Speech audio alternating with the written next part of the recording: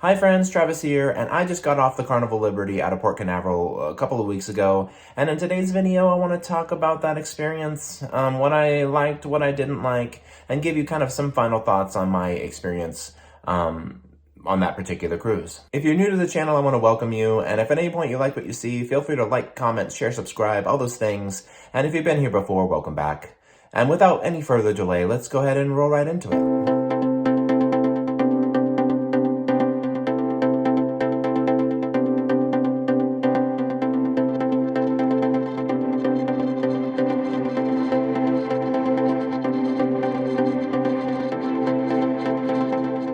So as is my usual format, I'm actually going to start with the bad, because I want to end things on a good note.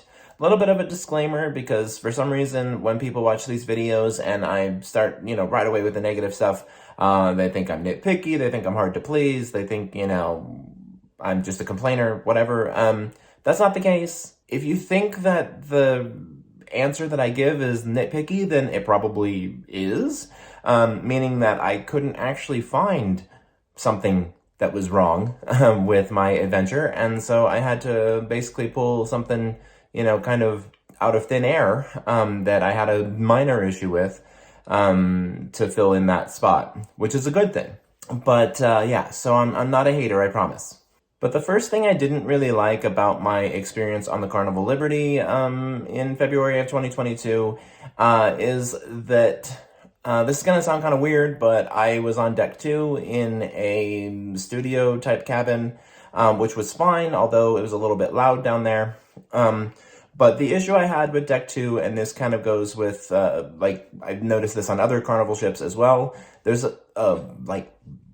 just lingering bathroom odor on that deck. And I'm not sure if that's where the septic collection tanks are or what the case is. But that, odor never went away the entire time I was there. Yeah, so that was kind of a little bit frustrating for me when I would, be having fun all day and then come down to my room and have to plug my nose down the hall to get into my room. Luckily, the odor didn't really transfer into my room, which was good. But yeah, just be aware that deck 2 stinks. The other thing that I didn't really like about my Carnival experience on the Liberty, and this actually kind of extends past that a little bit, are the excursion options. Number one, they're expensive. I don't know, you think Carnival kind of being the budget line, things would be a little bit, priced in that category, but they're not. I even think that they're more expensive than Royal. They're definitely more expensive than MSC. I feel like a lot of people on Carnival book independent excursions because of that. Yeah, so they're expensive. The next thing about the excursions is that they weren't the same on board as they were pre-embarkation, which I've never seen before. So I had a hard time finding excursions that I wanted to do in advance. And then when I got on board, there were options that came up that I was like, where did that come from? And I actually ended up booking one of those for Bimini, and it ended up working out, but I just thought it was a little bit weird. I was like, why weren't those available when I was looking, 2-3 weeks before my cruise? And then the next thing that's wrong with the excursions, in my opinion, is that they are, especially the pre-embarkation ones, they are very geared towards couples, beach day for 2, or, go kayaking for 2, things like that. And as a solo traveler, I found that a little bit frustrating. The excursions on board were geared more towards kind of generally everyone, but a lot of the pre-embarkation excursions were couples-oriented. For some things, I would have had to have paid double, even if it was just me, which I thought was a little bit weird. And that brings me to my third issue, and that was just that there was now, I have to kind of put a disclaimer on this, because I know people are going to freak out maybe, but I felt like everything was very couples oriented on board. A lot of the activities and stuff were very much we need we need 2 couples, or we need, 4 couples to compete in, in this pool game or whatever. And, the thing about it is I understand that sometimes that makes sense, for Love and Marriage and that kind of stuff, the game show that they do. But some of those games and stuff didn't need to be couple oriented. They just kind of like presented it that way. And also to kind of piggyback on that, I felt like there was a lack of LGBTQ inclusion on this cruise. And that's not to say that it was like unfriendly or hostile or anything like that. But I felt like it was like, for example, on the first night there was an LGBTQ meetup scheduled. And then all of a sudden that was canceled and replaced with like a singles meetup. And not solo cruisers, just single people. And I think they were kind of maybe trying to combine several things like solo cruisers, singles, mix and mingle, and LGBTQ.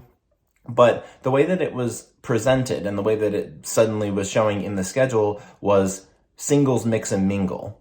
And the LGBTQ part of it, the solo cruiser part of it was completely out of that, out of the wording on that. And also it wasn't announced that way, when the cruise director went over what was going on, in the evening or whatever. And so I just felt like things like that kind of like happened a couple of times throughout the trip. And I don't know if it's because we were only at 40% capacity and maybe they didn't think that there were enough of any one type of person to like warrant its own individual event. But I did notice that. And as someone who was a solo cruiser and a member of the LGBTQ community, it was kind of like it felt a little bit uninclusive. And I have to say that that's not Carnival at large, and that may not even be the Liberty as a whole. It may have just been unique to this sailing, but it was something that happened in my experience. All right, enough of that negativity. Let's talk about what was good, because there were quite a few things that I really enjoyed about this cruise. Number one being the food, which I know is going to surprise some people because I've been very critical of that on other cruise lines and other cruises that I've been on. But I think overall, Carnival Liberty was very high up on my list for food as far as cruises go. They had a good variety of options, like I thought Blue Iguana was like the greatest thing to ever exist. The pizza was very high on my list. The MDR, other than a couple of things that were pretty much inedible, was very reliably delicious every night. I only ate at the Lido buffet one time and it was kind of late night, so I don't have a lot of information about how that is overall. I will say it was small. It was a surprisingly small buffet to me, but I got a sandwich from there at about 11 at night, and I think it's something that you can normally get in the deli, which is a section of the buffet, and it was a pretty darn good sandwich. So yeah, I can't praise the food on Carnival enough. It wasn't perfect. There were definitely some duds, but overall, I was pretty impressed with what they had for me to eat on board. The next thing was the people, and this is kind of interesting because I think this is where Carnival gets a little bit of a bad rap in the cruising community. There's kind of this perception that the people on Carnival cruises are a little bit rowdy, not as cultured, etc., as other cruise lines. And I'll tell you, that's all kind of baloney, at least in my experience with Carnival so far. And I have done more than one Carnival cruise. This is about the Liberty, which was my first Carnival cruise, but I've since done another one. And I have to say, the people on board were some of the best that I've experienced on cruise ships. I never felt like I was, an outcast. I never felt unsafe. And people genuinely wanted to hang out with me and have a good time with me, and I loved that. And the last thing that I thought was really good is overall the entertainment that was provided was good quality, and there was a variety of it, and there was enough of it, I felt like, to constantly be entertained and constantly have things to do. All kinds of different trivias. I didn't really do any of them, but they definitely were available. They had different games. They had, shows every night, all those things. And I don't think there was any point in the schedule where I felt like, oh, there's nothing to do. And yeah, especially considering we were at a reduced capacity, they did a really good job of keeping us entertained while we were on board the Carnival Liberty. And then I'll just give kind of a couple of final thoughts to close things out. I had a great time.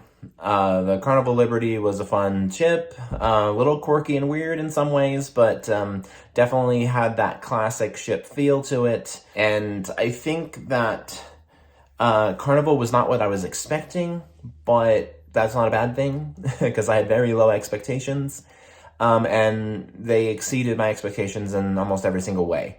So I do recommend that you try Carnival at least once, because there's a reason that so many people choose Carnival as their, first choice when it comes to, vacation adventures and stuff. So yeah, that's it. That's what I got for you today. I want to thank you all for watching. Like, comment, share, subscribe, all those fun things. We'll talk soon, and you all have a good night.